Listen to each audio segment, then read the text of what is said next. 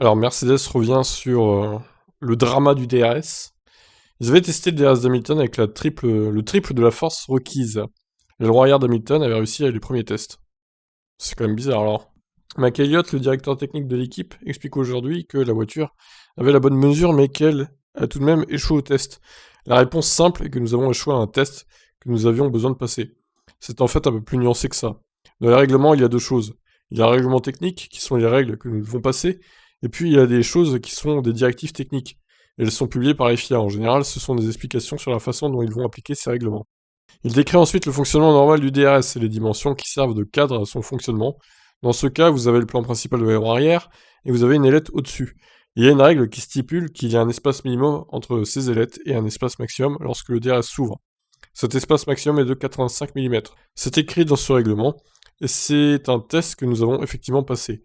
L'aileron n'était pas à plus de 85 mm ou du moins l'ailette supérieure n'était pas à plus de 85 mm du plan principal. La réalité est que nous n'avons pas passé la directive technique. Quelle est la différence? Dans la directive technique, on spécifie comment la mesure sera prise.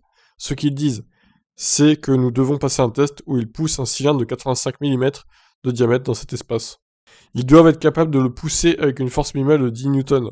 Et la réalité est que, bien que nous ayons réussi ce test sur la majorité de la largeur, il y a un petit endroit où nous n'avons pas réussi ce test maintenant. Pour mettre ça en perspective, nous essayons évidemment de nous assurer que nos voitures sont légales à tout moment. Nous ne voulons pas prendre ce genre de pénalité. Donc ce que nous faisons, c'est que nous testons ces ailettes lors des tests de développement. Et dans ces tests, nous faisons exactement la même chose, mais avec une force beaucoup plus élevée à 30 Nm. Et nous réussissons.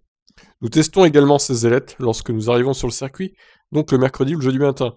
Et nous passons par toutes ces séries de tests, et encore une fois, cette ailette a réussi le sien. Et nous savons aussi que cette ailette avait passé le test à plusieurs reprises lors des courses précédentes. Alors pourquoi ça a échoué? Bah oui, c'est ça. Si tout avait été bien fait avant.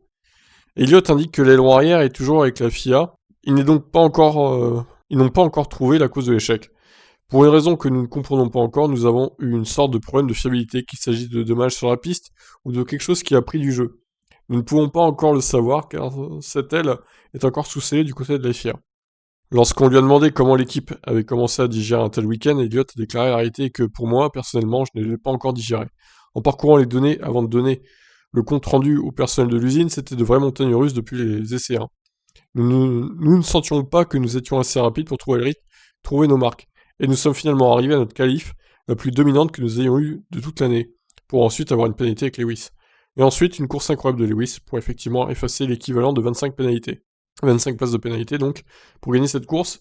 Une course incroyable, je pense que nous en parlerons pendant des années. Bon, eh ben voilà, ils n'ont pas digéré hein, cette DQ. Au final, bon, ça va, les bonnes choses, tout est bien qui finit bien, on va dire. Sauf que, bon, le problème c'est qu'il a perdu pas mal de points à la course sprint au final. Parce qu'il aurait sûrement fini premier de la course sprint aussi, donc il perd 3 points. Et Verstappen en avait marqué 2. Donc il n'a pas pu reprendre assez de points qu'il aurait dû, on va dire, notre ami Lewis. Mais bon, la saison n'est pas finie, il reste encore 3 grands prix. On verra ce que ça donne sur les prochains. Je vous laisse réagir suite à cet article assez intéressant. Ciao ciao.